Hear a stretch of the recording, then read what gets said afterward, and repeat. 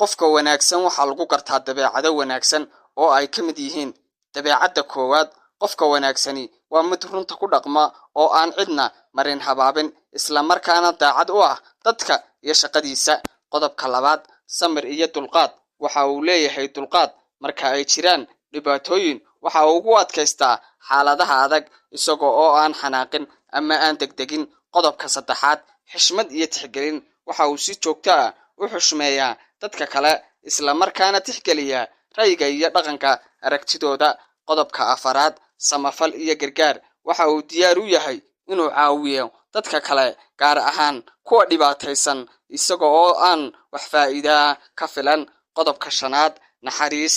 waa qof qalbi jilicsan oo daneeya dhibta dadka kale, isla markaana u damqada kuwa u baahan taageeradiisa. qodobka lixaad, xishood iyo anshax. waxa uu leeyahay akhlaaq wanaagsan, isaga oo ka fog waxyaabaha anshaxumada iyo falalka ceebta ah.